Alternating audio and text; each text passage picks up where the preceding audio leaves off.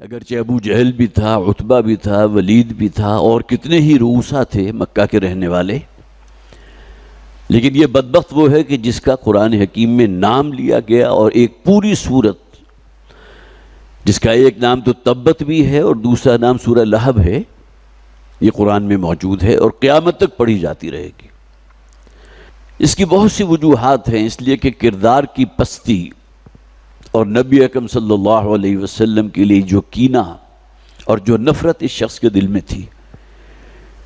شاید کوئی اور اس کے اوپر پورا نہیں اترتا، ان بد خصلتوں کے اوپر کہ جو اس شخص کے اندر موجود تھی۔ سب سے پہلی بات تو یہ کہ یہ حضور کا سگا چچا تھا، گویا کہ چچا اور بھتیجے کی نسبت تھی حضور کے ساتھ صلی اللہ علیہ وسلم، لیکن بدترین دشمن۔ ابو طالب بھی تو تھے، وہ بھی تو حضور کے چچا تھے، لیکن پوری زندگی انہوں نے جس طرح پروٹیکٹ کیا ہے محمد رسول اللہ صلی اللہ علیہ وسلم کو، ایک شیلٹر بنے رہے، اور بڑے بڑے تھے اللہ کے رسول کے دشمن، لیکن سگا چچا ہونے کے باوجود۔ دوسرے یہ کہ اس کے دو بیٹے تھے، عتبہ اور عتیبہ، جس کی نسبت نبی اکرم صلی اللہ علیہ وسلم کی دو بیٹیوں کے ساتھ بالکل بچپن ہی میں طے پا گئی تھی، اور بعد میں نکاح بھی ہو گیا، گویا کہ ان دو بیٹوں کی زوجیت میں آ گئی یہ دو بیٹیاں۔ اب یہ باپ جو تھا ابو لہب، حضور کی دشمنی میں اس حد تک نیچے گرا کہ اس نے اپنے دونوں بیٹوں کو حکم دے دیا کہ اپنی اپنی بیویوں کو طلاق دے دو۔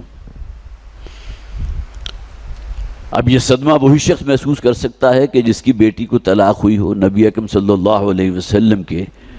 قلب مبارک پر کیا گزری ہوگی۔ بیک وقت دونوں بیٹیاں گھر بھیجتی، وہ اس باپ کے کہنے کے اوپر۔ تیسرے یہ کہ حضور کا پڑوسی تھا، نیکسٹ ڈور نیبر جسے کہتے ہیں، حضور کے گھر کی اور اس ابو لہب کے گھر کی دیوار سانجھی تھی۔ یہ شخص بھی اور اس کی بیوی ام جمیل، جس کا اصل نام عروہ ہے، جو ابو سفیان رضی اللہ تعالیٰ عنہ بعد میں ایمان لے آئے، ان کی بہن تھی۔ تو یہ دونوں جس طرح حضور کو تنگ کرتے تھے، خاردار جھاڑیاں لا کر جو ہے رات کے اندھیرے میں حضور کے دروازے کے باہر جو ہے پھینک دی،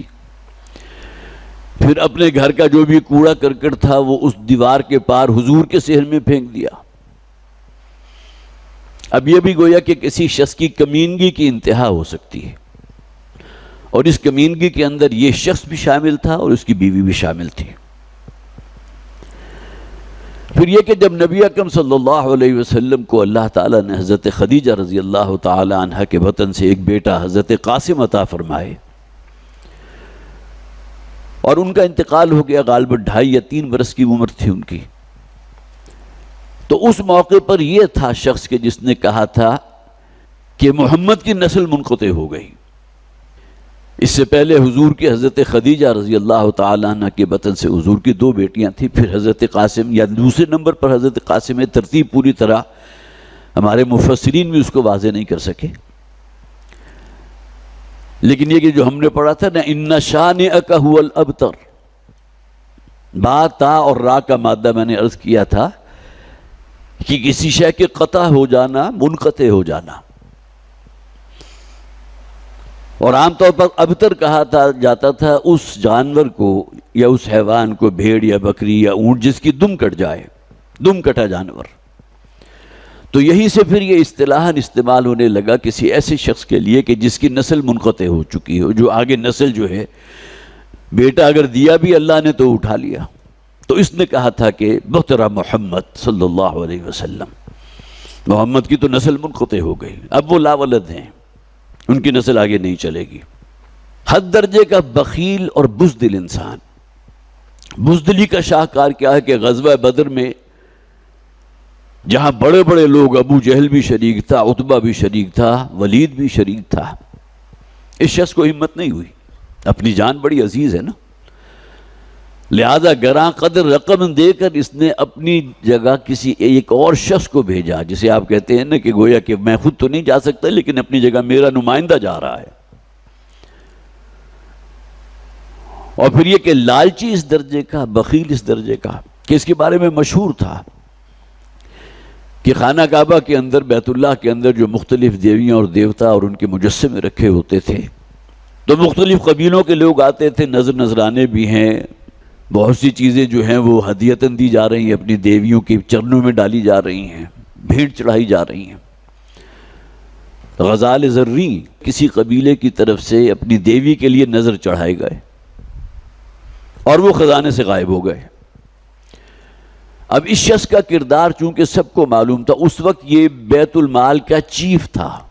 خزانچی جس کو آپ کہتے ہیں، اور سب کو معلوم تھا کہ یہ جو ہے اس شخص نے چرائے ہیں، ابو لہب نے، اور ظاہر ہے ان کی کتنی ویلیو ہوگی اس کو آپ ذہن میں رکھیے۔ تو یہ تمام چیزیں جو ابھی میں نے آپ کو گنوائی ہیں، اصل میں یہ وجہ ہے کہ یہ وہ بدبخت ہے کہ جس کا نام لے کر قرآن حکیم میں اس دشمن خدا اور دشمن رسول، اس کا ذکر اب تک جو ہے وہ باقی رکھ دیا گیا۔ پھر یہ کہ نبی اکرم صلی اللہ علیہ وسلم جب دعوت دینے کے لیے نکلتے تھے تو یہ شخص تھا کہ جو حضور کے پیچھے پیچھے چلتا تھا، اور جیسے ہی حضور کسی شخص سے بات کرنا چاہتے یا بات پہنچانا چاہتے، توحید کی بات، اللہ کا پیغام، مکی دور تو حضور کا یہی ہے نا، گھر گھر جا کر دستک دی ہے۔ کسی قافلے نے آ کر اگر مکہ کے قریب پڑاؤ ڈالا ہے تو وہاں پہنچ گئے، اپنی دعوت پیش کی۔ تو یہ بدبخت تھا جو حضور کے پیچھے پیچھے چلتا تھا، اور جیسے ہی حضور کسی شخص سے مخاطب ہوتے تھے تو کہتا تھا اس سے پہلے یہ جھوٹ بول رہا ہے یہ شخص، حالانکہ سگا بھتیجا ہے محمد صلی اللہ علیہ وسلم۔ خود اپنے کانوں میں انگلیاں ٹھوس لیتا تھا تاکہ اگر اسے کوئی روکا جائے، منع کیا جائے تو کسی کی بات سننے کو تیار نہ ہو، اور سب سے بڑھ کر یہ کہ ایسا نہ ہو کہ محمد کی زبان سے نکلا ہوا کوئی جملہ صلی اللہ علیہ وسلم میرے کانوں سے ہو کر کہیں میرے دل میں اتر جائے، لہٰذا اپنے کانوں کے اندر انگلیاں ٹھوس لیتا تھا۔ غزوہ بدر میں خود تو نہیں گیا، جیسا کہ میں نے عرض کیا، اپنی جگہ ایک جسے آپ کہیے کہ ایک مرسنری جو ہے اس کو روانہ کر دیا، اس کو خطیر رقم بھی دی، لیکن یہ کہ غزوہ بدر کے تقریباً ہفتہ یا 10 دن کے بعد اس کے جسم پر کوئی ایک دانہ نکلا جو دیکھتے ہی دیکھتے پورے جسم کے اوپر جو ہے وہ دانے پھیل گئے۔ اس زمانے میں اس بیماری کو عدسہ کی بیماری کہتے تھے، کہ جس میں پورے جسم کے اوپر آبلے پڑ جاتے تھے، وہ گل سڑ جاتا تھا، اس میں سے شدید تعفن اور بدبو جو ہے وہ نکلتی تھی۔ لہٰذا اس کے اپنے بیٹوں نے، گھر والوں نے جو ہے اس کو الگ کر دیا، کوٹری میں بند کر دیا۔ جب وہاں سے بھی بدبو کے بھبکے جو ہے انہیں تنگ کرنے لگے تو انہیں کہیں ویرانے میں ڈال دیا اس شخص کو۔ تو گویا کہ ایڑیاں رگڑ رگڑ کر اور سسک سسک کر کسی کوٹری کے اندر یا کہیں ویرانے میں اس کی جان نکلی،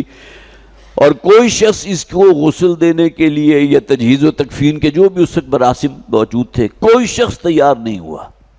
ایسی بدترین موت، عبرتناک موت۔ اور پھر کسی حبشی جو ہے مزدوروں کو بلا کر اس کا جو بھی جسد خاکی تھا، جو اس کا جسم تھا گلا سڑا ہوا،